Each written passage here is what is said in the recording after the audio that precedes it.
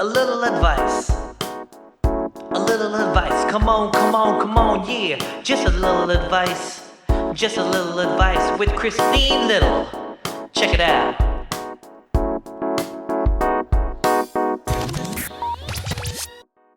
Hello, and welcome to another episode of the Little Advice Podcast, a podcast where I, comedian Christine Little, gives a little advice to one of my guests. This is episode number 32 with comedian and writer Solange Castro. Solange talks to me about how to know when and why to finish a creative project. We also talk about changes in the mating strategies of white people. Spoiler alert, it's a play she wrote. It's not an actual, thing. We talk about salsa dancing and how do you know when to and why to complete a creative project. And is Solange related to Fidel Castro? Find out later in this episode. If you'd like to talk more about the episode or the podcast in general, please head over to Facebook and join the Little Advice Podcast Facebook group and like the Little Advice Podcast page. Also, please remember to rate, subscribe, review, and share if you know anyone who could benefit from listening to this episode. I appreciate it so very much. And some people have asked how they can support the podcast. Well, guess what? I am on Patreon now. I will give you more details about that. And if you go on over to the Little Advice webpage, you will see more info on that as well. And without further ado, here's episode number 32 with Solange Castro. Thank you so much for listening to A Little Advice.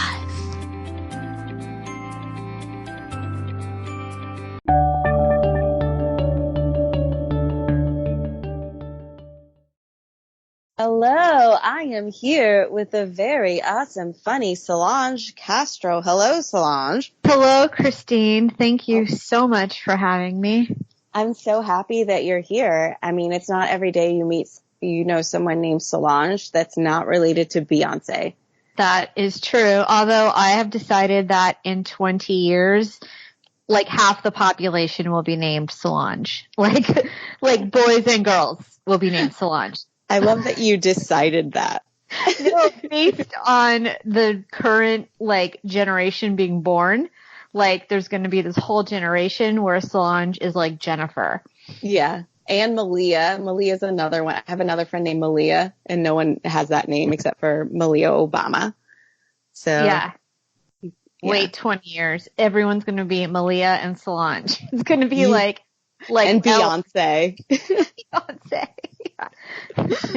That's so funny. So Solange, tell us a little bit about who you are and what you do. Oh my God. That question overwhelms me. Oh gosh. Who am I? It's so existential, Christine. You're such an artist. I'm I know it. If I have a job interview for a regular job and they're tell me about yourself, I just go what? It's way too broad. It is very broad. It's what do you want to know? So then let's start with that. What do you do? What do you do? Well, let's bring it to today. Okay. Let's see. So today I am a stand-up comic. I have a comedy album on iTunes and Amazon and Spotify. So I think by definition that makes me a real stand-up comic. Do you think? Yeah. And you've been in the game for a while and then the thing that really makes you a stand-up comedian is you going on stage and telling jokes. So I think you've got that down.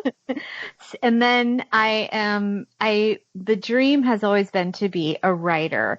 And so I guess I have followed through on that dream. I wrote a play that I was able to produce, called Changes in the Mating Strategies of White People. And I am trying to finish my book about salsa dancing that I started 12 years ago. Wow. And is that how long you've been salsa dancing? Yes. Yeah, pretty much. Yeah. Wow. That's impressive. So you've got a lot of different things up your sleeve. You're a playwright, a stand-up comedian, and a salsa dancer. Yeah. So playwright, stand-up, and salsa book are kind of all under the genre of writing. And then salsa dancing is a whole other, part of my psyche. That is obviously more of an outlet, a way to, a recreation, a hobby. Yeah. Well, you're good at it. Solange taught me some dance moves. She has little videos that she does when she teaches comedians how to dance salsa, and I was in one of them, and it was really fun. And now I am a professional salsa dancer. Wow. I'm a good teacher. Yeah. The web series is called Teaching Comics to Dance Salsa. And, I'm going to start making more of them. I've made 8 so far. And, I actually put together a pitch deck to try to pitch it as a web series.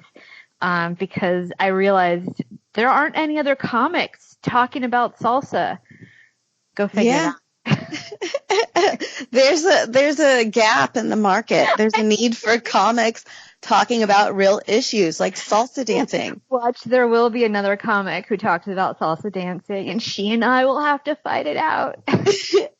Well, then I recommend you listening to the episode I did with Zara Mizrahi about how to handle joke theft. They'll be in the same realm. Oh, interesting. For some reason, joke theft does not freak me out as much as salsa comedy theft. Yeah, because that's so specific. Well, so are jokes. No, jokes are very specific. But, I'll have to listen to the episode. That sounds pretty interesting. I haven't come across that issue so far in my stand-up life, but does not mean it couldn't happen. Have you come across it? Not that I'm aware of. No. Yeah, me either. Mm-mm. I try to do jokes that are they're so personal that it would be weird if someone tried to steal them. But some of them probably could be stolen. Some of my silly one-liners. Yeah, I think a lot of people, as you probably know, tell the same joke. A lot of subjects just lend themselves to the same ideas. So Right, exactly. Okay, so Solange, what's your problem? My problema is,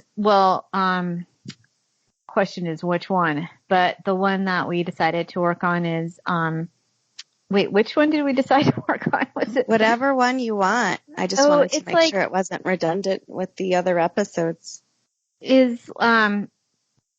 Okay, this is my problem, is having faith in the creative process. And having enough faith in it that you can actually finish your projects. And I will say this, the 2 projects that have kind of come to some completion in my life have been the play, which I produced, and it ran for 6 weeks, and it was great. And then it was over, and it was now what? Then it was done. But that play was very much kind of, I didn't really have a plan to produce it for some reason. I was just I wrote a play. Let's have a reading. And then another reading. And people were why don't you mount it? And then it was ready. And at that point, it was not hard to, get funding. But so that was done. And then my comedy album is another project that came to completion where it's okay, it's out there. Those jokes are done, time to write new jokes. Mm-hmm. But I have a lot of projects, and it just sometimes feels you get really passionate about something, and then it's where is this going to go? Is this just going to be a shit ton of work? And then, you know what I mean? How do you know when to and why, follow through on a creative project? Which I don't know, maybe that's just sort of an artistic dilemma given, time and money constraints and, not. Well, let's talk about this a little bit more specifically. So what I'm hearing is that I didn't mean to cut you off. No, go ahead. Is that you are having problems figuring out why you should complete a certain creative endeavor, or if you should even complete it, or how do you know when it's finished? Yeah. You see, even my problems are just so general and not specific enough. But well, yeah, you talked about some projects you did complete, the play, the album. What other projects can you think of that you've had trouble taking it to completion? Oh my God, like everything, like I feel like stand-up comedy is this endless, marathon. And it always feels like, I mean, comics always talk about quitting because it's like, what is this amounting to? And it's like, but it keeps, you keep going because you have another show and another show, another show. And that's just sort of, it's like one day at a time thing. Mm-hmm. I did start this, I feel like I'm not, am I making any sense? I feel like I'm just like rambling. Well, what I'm hearing is that with stand up, it's like an ongoing thing. There's really no end to that. And then people just kind of, they talk about quitting, but then they stick with it because they have another show. Basically, yes. Do you feel like you're not coming to, you're not wrapping things up comedically or in stand up? Yeah, it's like I always feel like is this just going to go on forever? I don't know. I guess after like all the years I've been doing it, it's like, I don't know. I guess it's like a marriage where you're like, we've been together this long, but we're different people now. Does this still make sense? Considering who I am today? So it sounds like you're having a little bit of question of whether you should continue to do stand up. Is that right? Yeah. Okay. Thank you for helping me identify what my question is. Well, sometimes it's hard to even know what the problem is until we just kind of play around with it and keep hashing it out. So yeah, that's different than having faith in the creative process, or is it? What is making you question this continuing in stand up? Because you did finish an album, which congratulations by the way. That's a big deal to record an album. Thank you. It's okay. So and this is like probably where my head goes. Like I recorded the album, it's out there, and then I have this book I started 12 years ago about salsa dancing. And my friend Maria Bamford, who is this, amazing stand-up comic, she was like, Solange, you just need to publish it. Who cares if it's what you think of it? Just publish what you have. Cause she's very much into embracing creativity for creativity's sake, Mm-hmm. and not judging. And I mean, but I have so much judgment and like, I can't finish it. But part of me was like, am I gonna, like, maybe it's like releasing my album and publishing a book. It's like, then I can be done with all of it, and I can go do, I don't know what, work in corporate America. Who know, something, so I just had this thing of like finish these things and then like wipe your hands of them and then move on in life. I don't know if that. Yeah, that does make sense. So what I'm hearing is that there's like a little bit of fear in even finishing the projects because you're already like steps ahead. You're like, now what do I do? But Right. Who's to say that after you finish those projects, you're not going to be like, okay, what's my next project? Because you love being creative. That doesn't just go away. And just because you finish writing a book and publishing it or finish an album and have these like arbitrary markers, it doesn't mean that like, okay, I'm done. Like even jokes aren't done. Like some people do the same jokes for years and they keep evolving and evolving and it's only finished when you say it's finished. Oh yeah. I do the same jokes for years and I don't even evolve them sometimes. I mean, they're just like better jokes than anything I've written recently. But yeah, nothing is ever done. You're right. It's just like you just get to a point where you're like, I surrender this to the universe and I let it go. I release it. And then, and you could actually take a joke from, let's say a joke on my album and revise it and then, have like something new that came out of it. There's no rules to any of this. Yeah. You could revise it and do another joke from it. You could put it in a book. You could put it in a movie. You could put it on your head. You could put it in the bed. I don't know. So what you're saying is you can do whatever you want. There are no rules. Yeah. But I don't know that that's the issue with you in terms of like, what are the rules for it? I feel like with you, there might be some, future, like living in the future a little bit and Yeah. trying to project where you're going to be and how you're going to feel once that's done. Yeah. That's a really good point. What scares you most about that? Is it not knowing what to do next creatively, or is it the process of getting the book out there and all the stuff that goes with that? I mean, what scares me the most is that these projects, while, I hope to make a little bit of money, they aren't like,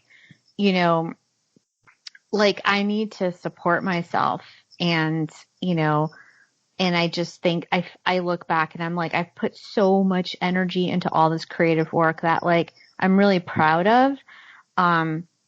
But like, has it been worth it if it doesn't yield, anything financial?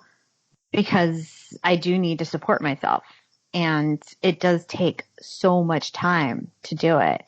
And that's the struggle that I have with stand up and Hollywood and, showbiz or whatever, just, and not even showbiz, just like, monetizing and earning, in time.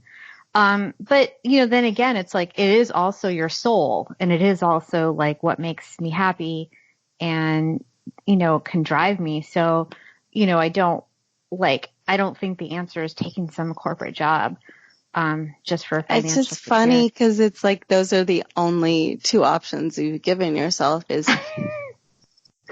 toil away endlessly on a creative project where you're spending so much energy and it's not going to yield any financial gain, or you're in a corporate job with a corporate suit on and you're miserable. There might be some things in between there.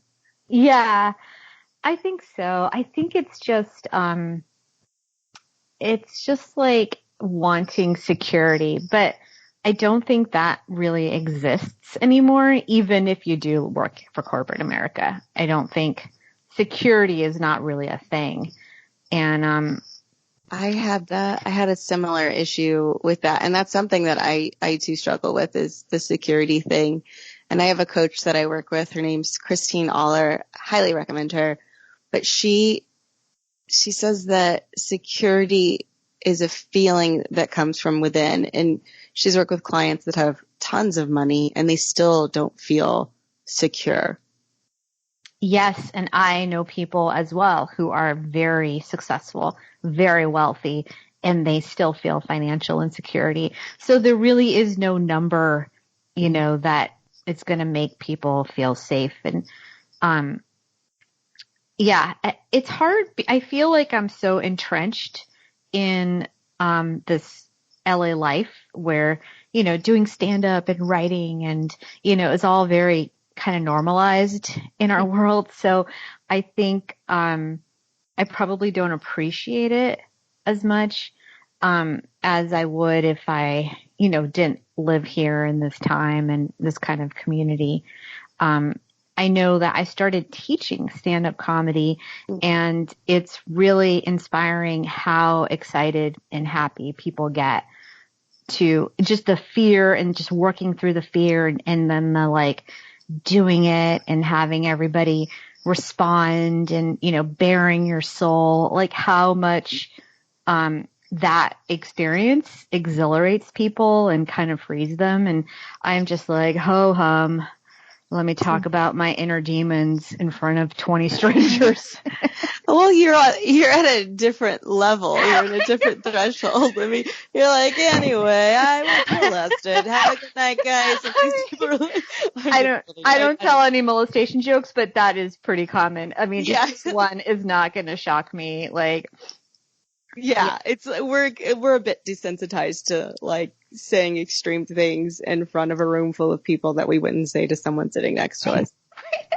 like telling total strangers about, your innermost relationship issues or, or open micers who you kind of know, it's a very, yeah, we are desensitized to this different way of being in the world.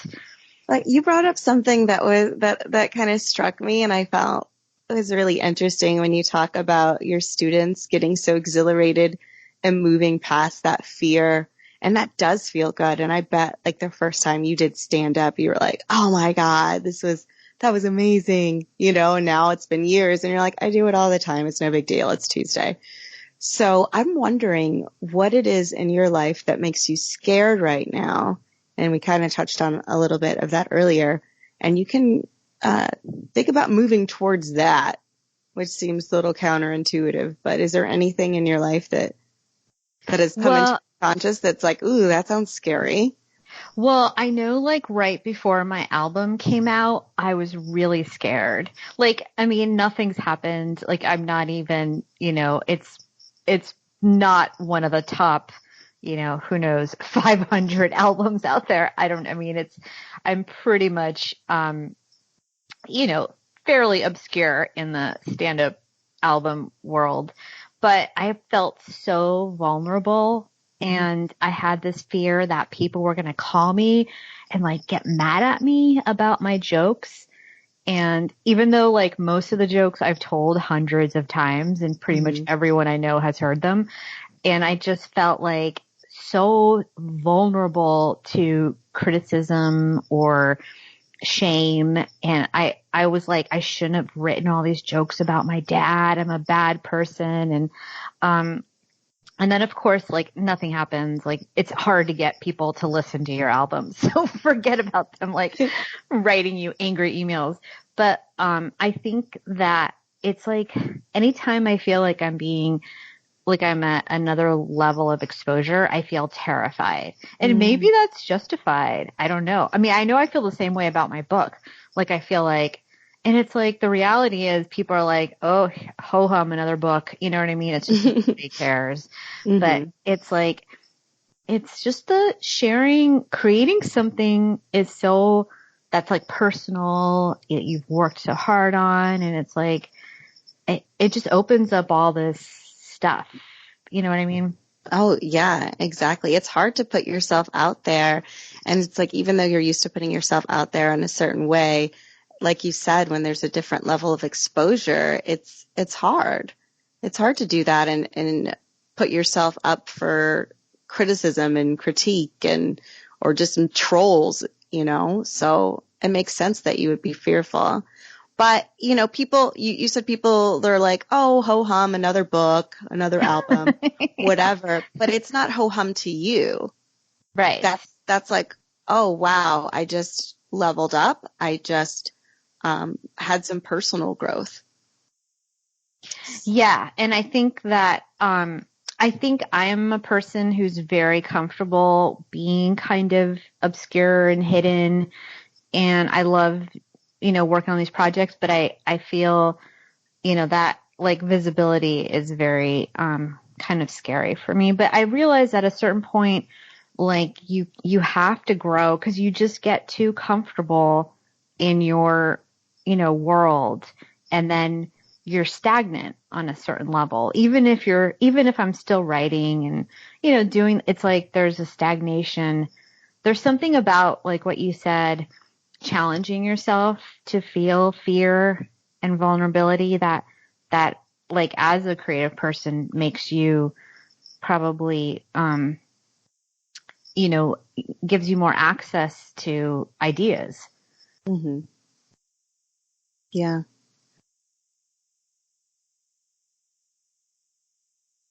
So what is it about creating things? What is it about creating things that makes you want to do it? Well, I always liken it to like falling in love, like you just have an idea and you're like so excited and it just gives you all these feelings. And then it's like at a certain point, and I feel this with my book is like 80% done. Like it's, it's almost there. And I just have hated it for like the last 5 years. I just wish I had never started it. And I think it's like a relationship where like, you just forget everything. You can't see anything clearly. And you forget everything that drove you to like love this person or love this project. And, And then it's like, that's when you're really working, I think, because you have to, it's just, at that point, it's just work. It's not fun anymore. And it is, I do think a lot of projects just at a certain point, they are not fun anymore. But that's when you go like, this isn't fun. I'm just going to walk away, or you just have to finish it. And like, I'm only finishing this because I feel like it's ridiculous not to, because it's like almost done. But it's not like flowing out of me at this point at all. Yeah. It sounds like you and the book might need to spice things up in your relationship. Are you a part of any writing groups? I am. Material? Oh yeah. Read? I am. Yeah. Have you brought the salsa book in?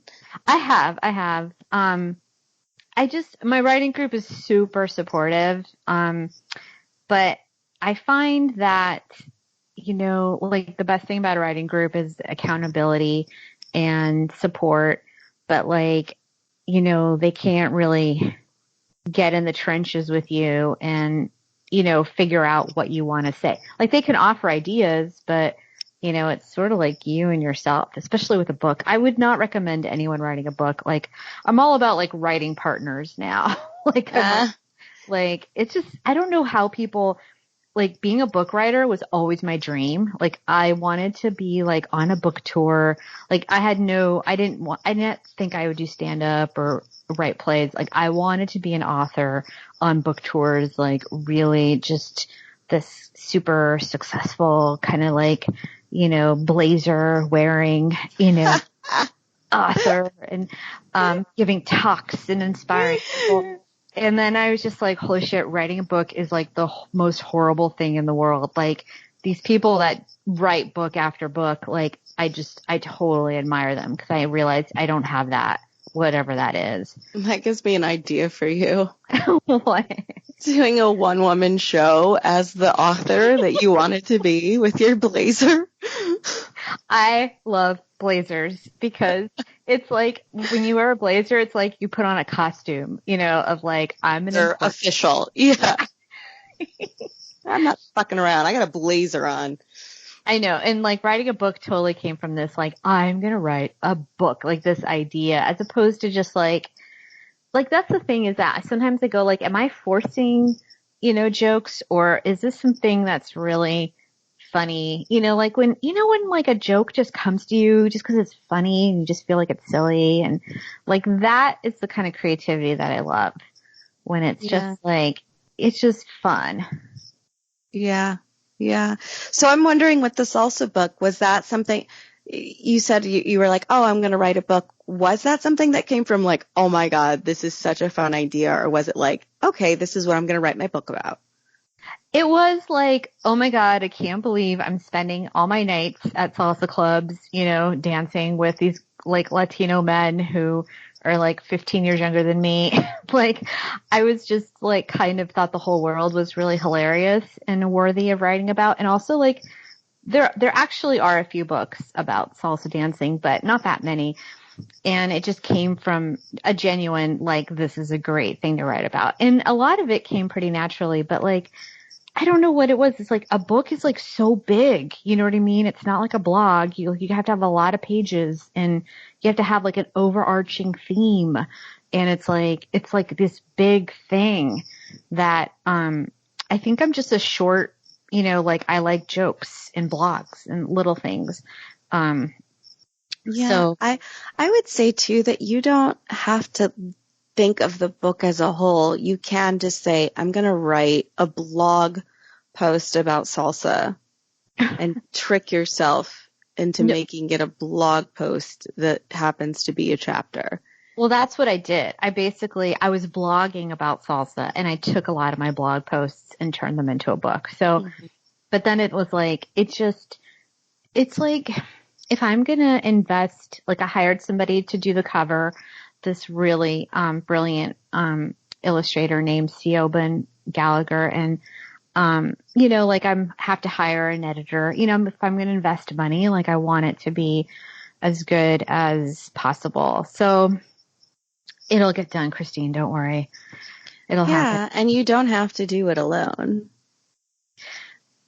Yeah, I had a friend read it recently and she's like, it just needs structure. So that's sort of what I'm working on. But thanks for letting me talk about it because this is really good book therapy you're giving. And I think you shouldn't be afraid to finish it and to put it out there. I don't want to say you should or shouldn't. I mean, I don't want to tell you how to feel, but you don't have to put yourself in the position of figuring out what to do next when you haven't closed the door on what's happening currently, because you never know what could happen. Life is insane. You could get married. You could go across the world. You know, something terrible could happen. I hope not, but you never know what's going to happen in your life. And although we have ideas for what we'd like to do next, I mean, those are, I guess, preferences at best, because you really know what life's going to throw at you. Yeah, no, you're right. It's true. Like I guess there's the feeling with the book is like sometimes you just need to finish, a chapter, like no pun intended, in this case, a book. And you know what I mean? Have that experience of completing it, before you can move on. And then, I think that's that. I have this theory. It's not my personal theory. It's actually like you can do a Google search on it, but like the last 10% of any project is the most painful. And not everybody feels that way, but in my life, I have experienced that. Like the very last, when you're right by the finish line, it's just torture. Just feels like this is never gonna end. And, that's sort of how I feel.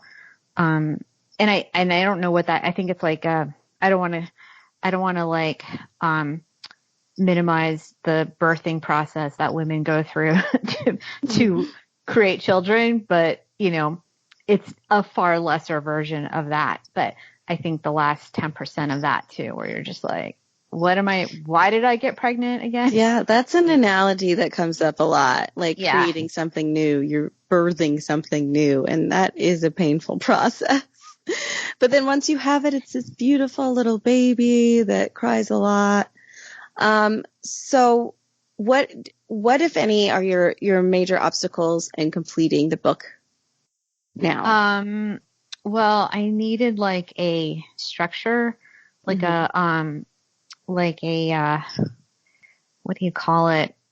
Like my friend said to read memoirs and see how they're structured. And, like the one that I actually have a joke about, that I kind of hate read is Eat, Pray, Love. Because even though it's read, I've never heard really that term used before. Hate read. Have you heard of Hate Watch? I was actually just going to recommend to you one of her other books, Big Magic. Have you read Big Magic? Oh yeah, I actually like Big Magic and I like Commitment, and I think she's an amazing writer.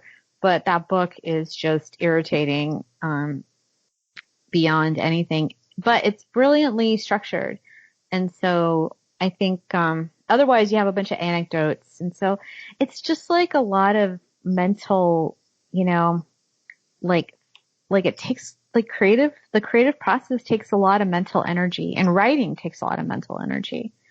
So what are you doing to distribute your energy in that way? Like, is energy getting taken in your life from other endeavors? Because we only have so much that we can. I know. Take one project at a time. I know, seriously. So yeah, so I'm just working on that and doing stand up, and then, pulling together a living. I teach my class, and I go on commercial auditions, and I do a lot of stuff.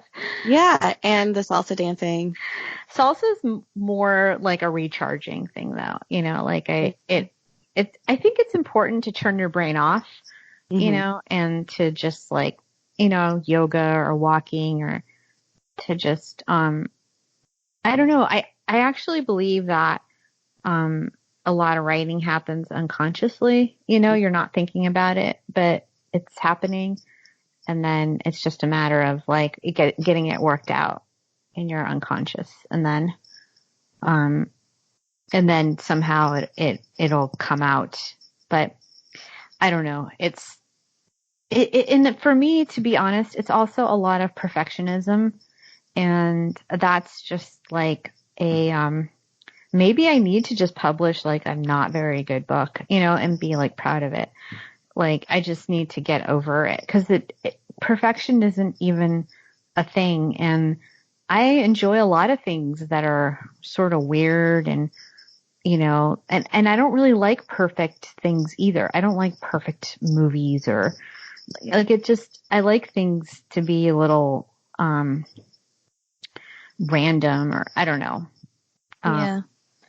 So that's like an issue I have. I think across the board, I think I have it in everything I do. The perfectionism? Yeah, this idea that there is such a thing as perfection, or there's like a, as opposed to just like, it is what it is. It's its own thing. Yeah. And they say like the perfectionism, it comes from, I think, fear or something like that. Like I forget what it was. I think Elizabeth Gilbert talks about it in Big Magic, the different types of artists. It's like we don't have to make it painful. And I mean, I struggle the same things with writing jokes. I'm like, why aren't I writing jokes? Why aren't I doing this and that? And then it's like, and then that creates a certain level of anxiety in me. And that's not a really great place to create from.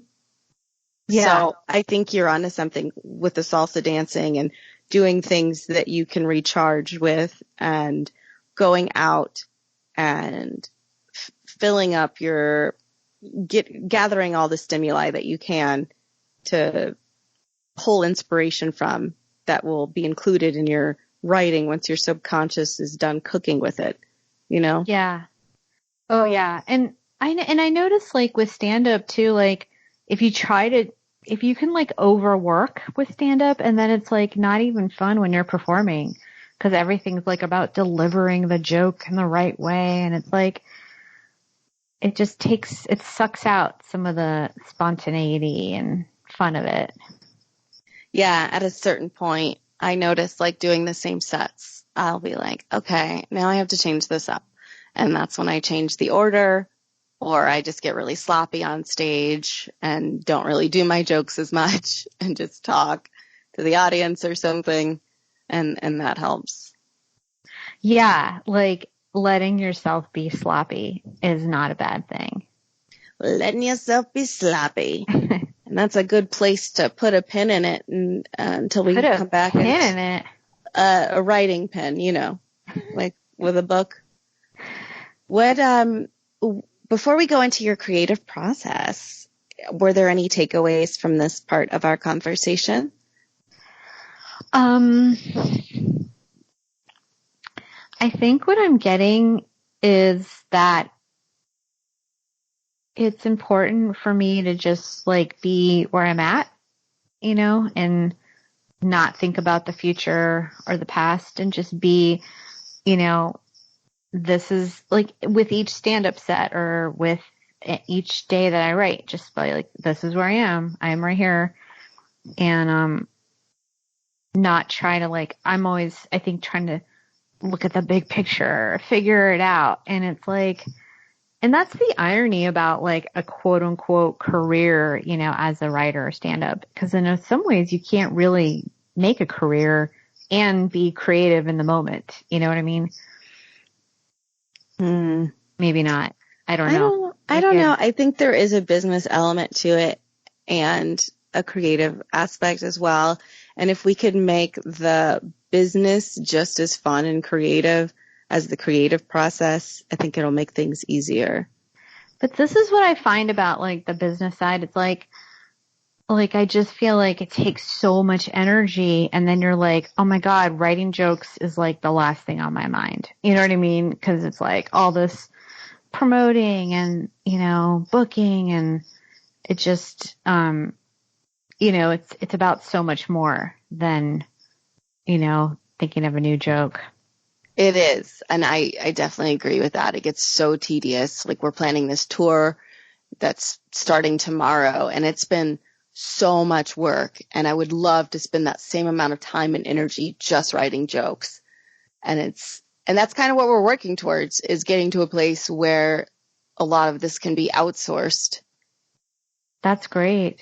And then, I mean, us in general, all of us, you know, Yeah. you as well. Like, how can I outsource this? What's a creative way to not have to do the most draining part of this, whether it be promotion or writing, booking requests, whatever it is. Get really famous, make a lot of money, hire an intern to do your social media. Well, there's things like freelancer, and you don't need to be rich to hire an intern, especially if you're not paying them. That's true. So there's like, and there's point. bartering. There's creative ways to save your energy and focus on your content. My content. Yeah, I mean, okay, so do you want to transition to the next phase? Yeah, let's transition to the next phase. When we come back, we're going to talk to Solange about her creative process. Thank you guys so much for listening to A Little Advice. Hi guys, and thanks again for listening to the Little Advice podcast. If you're having a good time, please rate, subscribe, share, and leave a review. It'll help more people find the podcast, and it could help them in some way. Some people have asked how they can help support A Little Advice podcast. Well, guess what? We are on Patreon now. What? If you want to support the podcast, go over to patreon.com/thexteenlittle and become a patron. Patron? God, that's hard to say. Anyway, if you'd like to see me do comedy in person, I'll be at Crackers in Indianapolis this weekend, March 28th through the 30th, opening for Brian Scalaro. Come by and say hi. And thanks again for listening to A Little Advice. And we are back several moments later. Hello, Solange. Hello, Christine. Thank you for being on the show. Wait, you're trying to what? I'm trying to have a very sound like you're trying to have sex with me. Okay, maybe. It's an NPR voice. You have the perfect NPR voice. Oh, really? Oh, good. Yeah. Do you do voiceover? I do not. Okay. Well, put that on your plate. No, I'm kidding. Put that on your plate and eat it. So let's talk about your actual writing process. I know you've got the book, you've done a play, you do stand up, and so you write jokes for that, and you're teaching a class, so I imagine you're having to write course material of some sort. So if you want to pick one of them. Well, my class is like half the reason I do it is to inspire myself, because we do so many writing exercises. And when I do them in class, it just helps me come up with more jokes having a class to work with. Can I ask what some of your writing exercises are? Sure. Some of them have been told to me by really smart, great joke writers. And some of them are things that I've just made up, like in the moment. Like, this sounds fun. Let's do this. But like one of the real basic ones, Brian Kiley, a writer for Conan, told me, is just to write true statements about your life. You know, it could be anything like, you know, I like lying horizontal on my couch and podcasting with Christine Little, you know, just like a true statement. Or, you know, I ate a whole bag of Sour Patch Kids, you know, whatever. Or it could be like general, but like that tends to really give you like a real starting point cause you'll eventually, one of those will be something kind of, deep and provocative, and, you know, it gives you a good jumping off point. That is the most powerful exercise. I've seen people just come up with jokes based on just that alone. Just writing true statements about yourself. Yeah. Or your life. Yeah. Or about your life. Okay. So I could say I can eat a pint of ice cream in one sitting, and I do regularly. All you need is a punchline, Christine. You got half a joke. So those are the premises. Yeah, basically. It's like a premise. Because what I have found in my class is that, because I see a lot of people kind of write jokes about different things, but it's like, as you know, like not everything, even if you write a joke about it, is really that interesting. But if you can find something that's sort of like charged inside of you and write a joke about that, then you sort of have like a, the recipe for, dynamite. How do you find that charge? What do you do? Do you have any exercises for finding the charge? Yeah, I mean, that usually is a process. Like, there was this woman in my class who's a rabbi, and she like hated being a rabbi. Like, she didn't hate being a rabbi, but she hated all the expectations that people had of her. Mm-hmm. That she was like this all-loving, wise woman, Mm-hmm. and so it was pretty obvious to me and everybody else that like that's her persona, is kind of like, but so kind of like, I was just like, why don't you write about how you feel about being a rabbi? And, and from that came all this great stuff. So, sometimes it's just my idea, but then, the student has to feel good about it as well.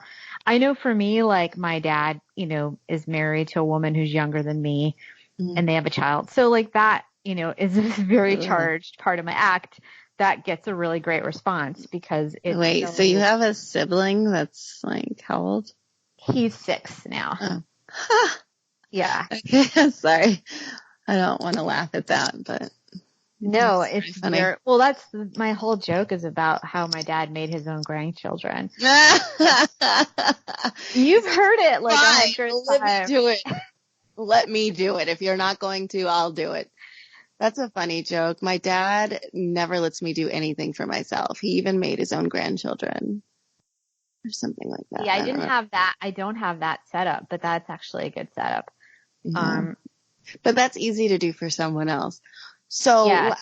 we don't know, I think, what charges us up. Like sometimes I don't even know what I'm riled up. I think I get in denial about it because I try to be like such a good person and I do all this self-help stuff and I'm like, I'm taking the high road. So then when I'm actually like riled up and people are like, geez, calm down. I'm like, what are they talking about? I'm not even upset, but clearly something's going on. Yeah. So how do you have any ideas about, or what ideas do you have about finding out, being more aware of your self-charges? Well, for me, and I've kind of overdone this part, which not overdone it, but I have a lot of my jokes are super feminist, like super angry at the patriarchy. And so like, I would say like, I don't know, like 60% of my jokes are about some way that women are oppressed, like it can be something personal, like, or something general, like women pay taxes on tampons, or it could be something personal, like something, that sexist that happened to me.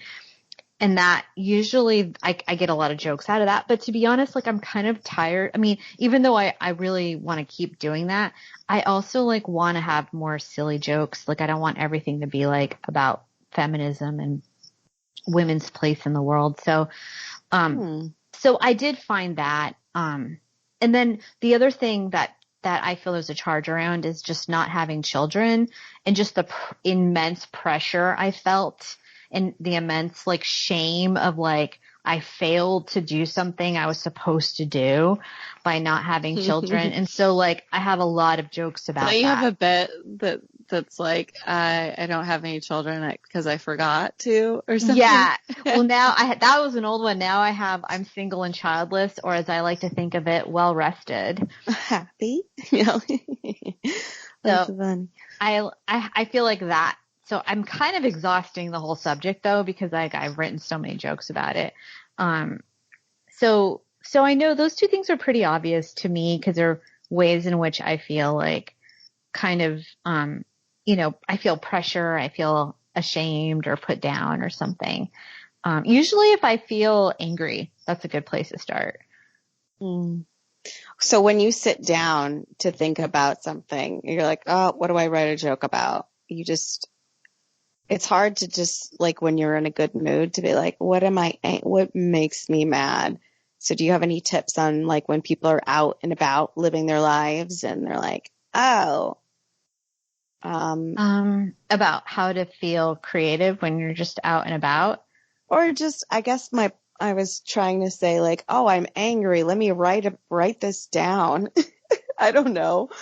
Or like, cause it's hard to think about what you're angry or what you're upset about when you're. I definitely sit down to write. Like I mean, sometimes jokes come to me fully formed, but very rarely. So usually I'm like in a writing, and that's the thing about my class is like, I realize when people focus, like you set a timer, like we're going to write for 10 minutes, people really do write. And I really think that it's important to have like a writing space even for jokes. Cause a lot of my jokes are definitely written, you know, they aren't just like something funny I said, like they're actual written things.